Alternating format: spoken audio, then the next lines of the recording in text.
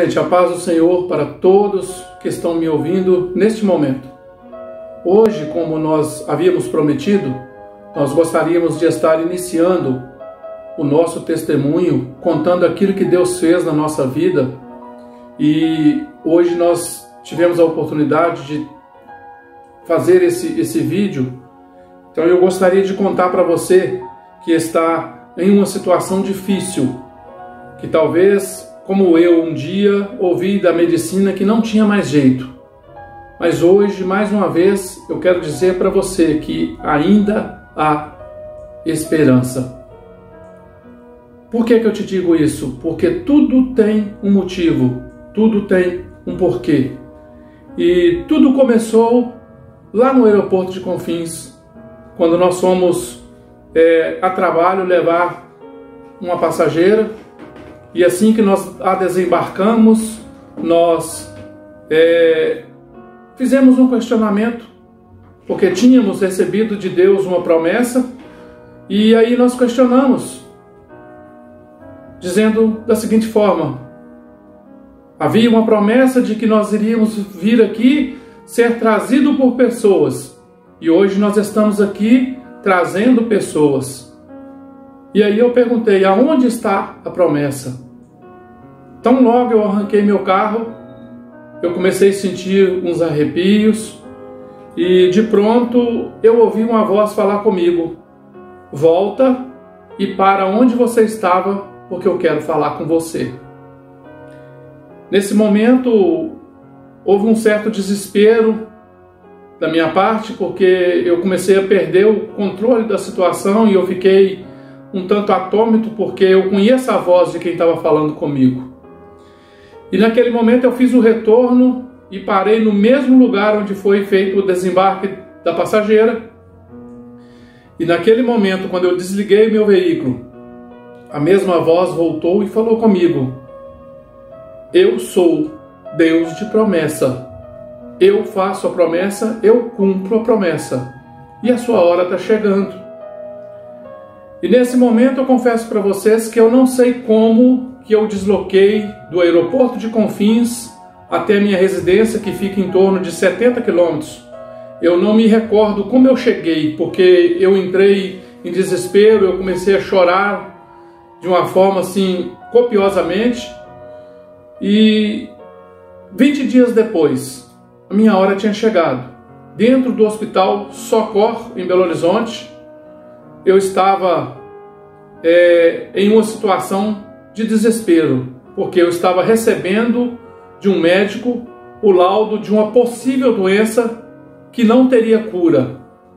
E tão logo ele me direcionou para o setor de neurologia, nós já fomos carregados para uma cadeira de rodas, porque eu já não andava mais, eu fiquei paralítico.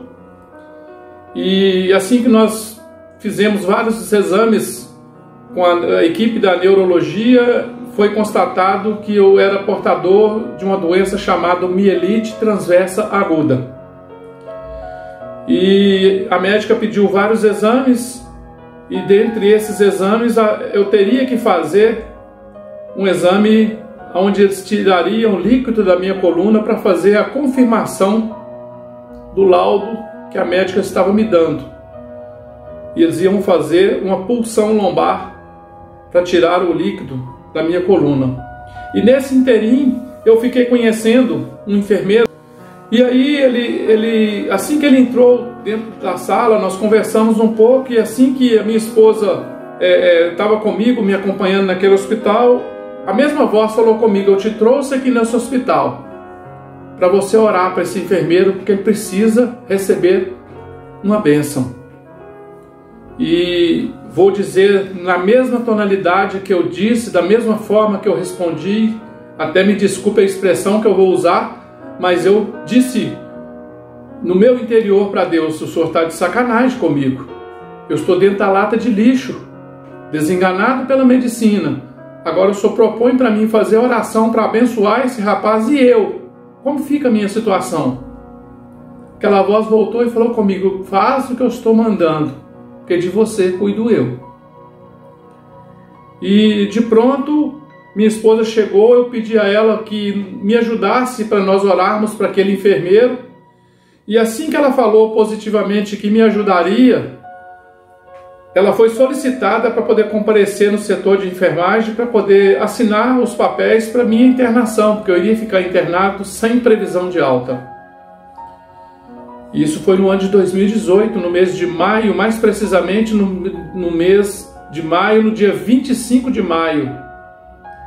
E aí eu subi para a internação, e quando nós chegamos na internação, quando nós ficamos naquele quarto sozinho, eu estava paralítico da cintura para baixo e a previsão médica é que eu não voltaria a andar.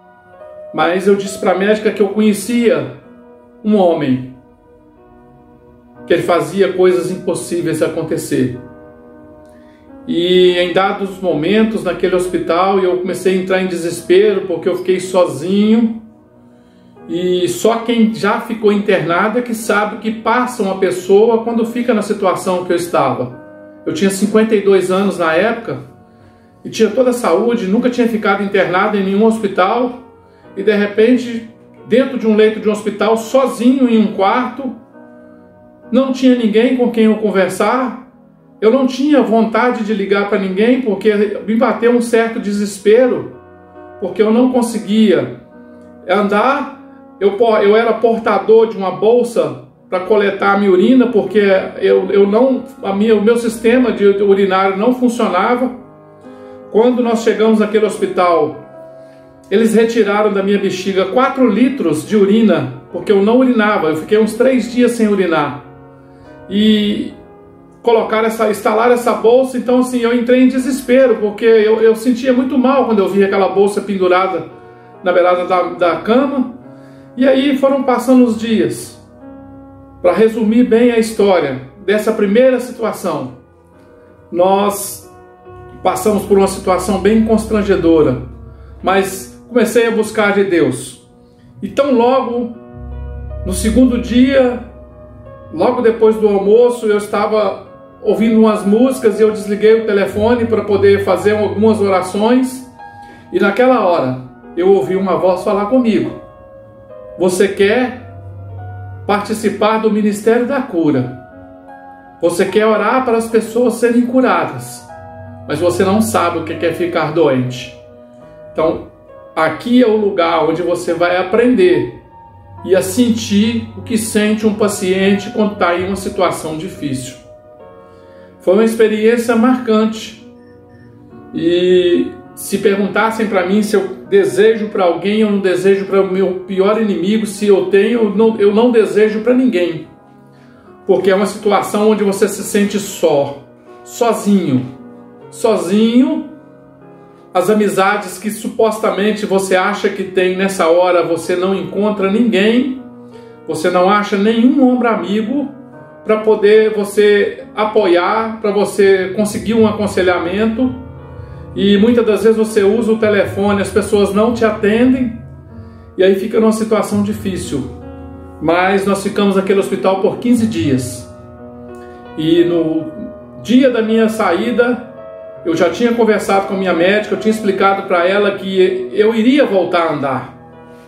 E no quarto dia eu estava sentado na cama, eu estava deitado na cama quando a enfermeira chegou e eu pedi a ela que liberasse a cama porque eu queria descer, porque eu ia andar. E ela falou comigo: o senhor está ficando doido, o senhor não anda mais, o senhor vai complicar a minha situação. E eu disse para ela: não, eu não vou complicar a sua situação porque eu sou maior de idade e eu assinei um papel no hospital que eu posso recusar o tratamento a mim dado. E nesse momento, depois de muita insistência, ela abriu a grade da cama e eu me joguei no chão sem saber se eu iria andar. E naquele momento eu comecei a dar alguns pequenos passos com muita dificuldade. Fui até o banheiro porque eu estava já há 3 dias tomando banho de leito, banhos de toalha. E é uma situação bem constrangedora para quem não tem o costume de passar por essa situação. E a situação ficou tão boa naquele momento que eu comecei a andar com muita dificuldade, escorando na enfermeira. Eu fui, tomei meu banho sozinho, voltei, e quando eu cheguei, uns 40 minutos depois, chegou a médica perguntando para mim o que estava acontecendo, que eu estava ficando doido, que eu não poderia estar andando, que eu não andaria mais. Eu falei: a senhora disse que eu não andaria, mas eu quero contar para a senhora que eu conheço o homem, o quarto homem da fornalha. E naquele momento eu pude contar para ela a história da Bíblia que conta quando os 3 homens foram colocados dentro daquela fornalha de fogo ardente e havia um quarto homem semelhante ao Filho dos deuses. E naquele exato momento, no 4º dia, depois de todas as esperanças já estar desvanecidas, nós tivemos a oportunidade e o privilégio de voltar a andar, com muita dificuldade, muitas dores. Mas no 15º dia, quando foi me dada a alta, a médica foi pessoalmente me liberar naquele hospital e ela me disse: olha, eu poderia ter trazido esse papel através de alguma enfermeira, de alguém da enfermagem, para poder entregar ao senhor, mas eu vim aqui porque eu quero te dizer uma coisa: quem está te levando embora não é, quem está te liberando não é o setor de enfermagem, quem está te liberando não é o setor médico, quem está te liberando para ir embora é a sua fé. Eu nunca tratei de pessoa com a fé e com a insistência que você tem de fazer as coisas acontecerem. Então eu vim aqui para poder te agradecer por tudo que você me ensinou. E eu aprendi muito com você. E aí saímos daquele hospital, mesmo com muita dificuldade. E aí, logo em seguida, alguns meses depois, nós retornamos para lá, com outra crise, porque sempre me dava crise, eles tinham que correr comigo, porque eu tinha que passar por um processo de um tratamento que não resolvia nada. Muitas das vezes a gente entrava passando mal no hospital e saía muitas das vezes pior, porque as dores não paravam. E aí, hoje, eu digo para você que está talvez numa situação de um leito de enfermidade. Quem sabe você já ouviu o diagnóstico de algum médico dizendo para você: não tem jeito. Eu digo para você que ainda há esperança. Que Deus possa te abençoar. Então, logo nós tivermos condições, nós estaremos fazendo a gravação da sequência desse vídeo. Se você tiver condições de me ajudar, nós não somos expert na área de filmagem, na área de vídeo.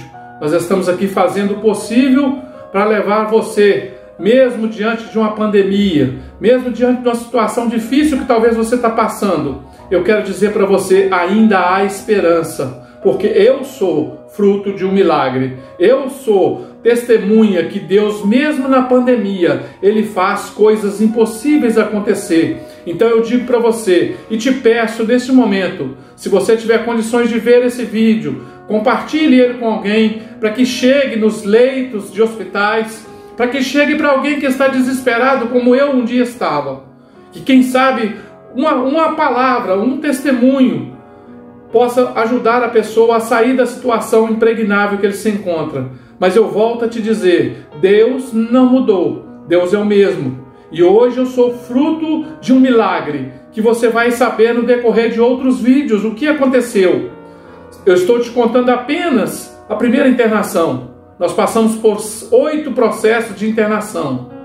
E aí nós vamos te contar no decorrer desses vídeos o que aconteceu até chegarmos na situação em que estamos hoje. Hoje eu digo para você, eu sou um milagre. Que Deus abençoe a sua vida, que Deus abençoe os seus familiares, que Deus abençoe aonde você se encontre, que Deus possa alcançar você e que essa voz possa ecoar na sua mente que ainda há esperança.